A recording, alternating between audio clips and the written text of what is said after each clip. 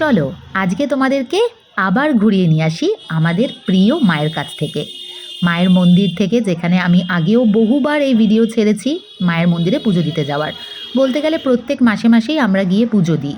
তো মাসের শুরু, চলে গেলাম, মায়ের ডাক এসেছে, যাচ্ছি। দেখো কার্পেট কেন পাতা আছে জানো? এত গরম, যদি এই মেঝেতে পা দাও না, পাটা পুরো একেবারে পাপড় হয়ে যাবে। সো সেলিব্রিটিদের মতো রেড কার্পেটের ওপর দিয়ে আমরা হেঁটে হেঁটে যাচ্ছি। আর আজকে মন্দিরটা খুবই ফাঁকা, এরকম ফাঁকা কোনোদিন পাইনি, তোমরা আগের ভিডিও দেখলে বুঝতেই পারবে। আজকে ফাঁকা যেহেতু মানডে, মানে এটা যদি মঙ্গলবার বা তোমার মাসের শেষের দিকে হতো তাহলে হয়তো ভিড় হতো, অনেকটাই ফাঁকা।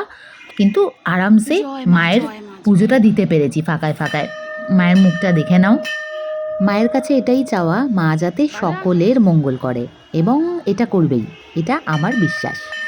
তো আমরা কি করি, প্রত্যেকবার যখন আমরা অঞ্জলি দিতে আসি অনেকটা আগেই উপস্থিত হই এসে, কারণ একটু অ্যাডভান্স যেতে পছন্দ করি। তো তো এসে যতগুলো এখানে ঠাকুর রয়েছে সবাইকে দেখে প্রণাম করে ঠিক অঞ্জলি দেওয়ার আগে এসে আবার বসে পড়ি। কিন্তু আজকে ভাবলাম যে না, মায়ের পুজোটা পুরো একেবারে কমপ্লিট করে তারপরে সব ঠাকুরকে দেখে আসবো। তো এখানে বসে বসে মাকে নিত্য পুজো যেগুলো হয়ে থাকে সেগুলো বসে বসে দেখলাম, এবং একটু নিজেদের ভিডিও তুললাম, কারণ তোমাদের সাথে শেয়ার করতে হবে। এই দেখো মাকে মালা পরানো হচ্ছে, হ্যাঁ, মা উলু দিচ্ছে, মাকে মালা পরানো হচ্ছে, কত সুন্দর লাগছে দেখো দেখতে। এবার এখানে এই ঠাকুরমশাই আমাদেরকে খুব সুন্দর করে মন্ত্র পাঠ করে অঞ্জলি দেওয়াবে। কিছুক্ষণের মধ্যেই পুজোটা স্টার্ট হয়ে যাবে মাকে মালা টালা পরানোর পরেই, এবং সেই সময় অঞ্জলির সময় তো আর ভিডিও করা সম্ভব নয়। আমরা সুন্দর করে, খুব সুন্দর করে পুজো দিয়েছি।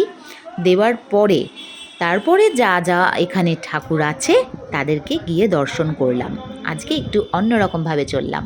দেখো সবাই দাঁড়িয়ে আছে এখানে, এবং এরপরে পুজো কমপ্লিট করার পর শান্তির জল বলো, চরণামৃত বলো, প্রসাদ বলো, সমস্ত কিছু এখান থেকে নিয়ে আমরা, দেখো একটু একটু করে আমি তুলে ধরছি তোমাদের কাছে ভিডিওগুলো, কারণ এই গরমের মধ্যে আমি খুব একটা বেশিভাবে আজকে ভিডিওটা করার মতো মুডে ছিলাম না। মা দৌড়াচ্ছে কারণ প্রচণ্ড গরম মেঝেটা। এখান থেকে তারপরে আমরা গণেশ ঠাকুরের মন্দিরে যাব এবং রাধাকৃষ্ণের মন্দিরেও যাব। এই দেখো প্রসাদ খাচ্ছি আমরা।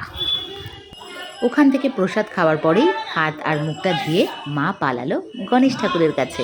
চলো তোমাদেরকেও নিয়ে যাই।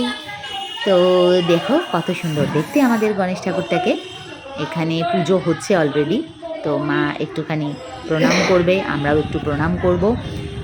দেখো গণপতি বাপ্পা মোরিয়া, প্রণাম করে নাও তোমরা সবাই এখান থেকে। তারপর আমি দেখাচ্ছি, এটা হচ্ছে ওই যে মৌ আসছি রাধাকৃষ্ণের মন্দিরের সামনে থেকে। তো আমি এখানে প্রপারলি ভিডিও করে উঠতে পারিনি, যেহেতু প্রচণ্ড গরম, ভালো লাগছিল না এতটা। তোমাদের সাথে শেয়ার না করলে মনে ঠিক স্যাটিসফ্যাকশান আসে না। এবারে সমস্ত কিছু কমপ্লিট হলো, বাড়ি যাওয়ার পালা। তোমরা সবাই ভিডিওটা কেমন হয়েছে জানিও, এবং ভালো থেকো, সুস্থ থেকো। আজকের মতো টাটা।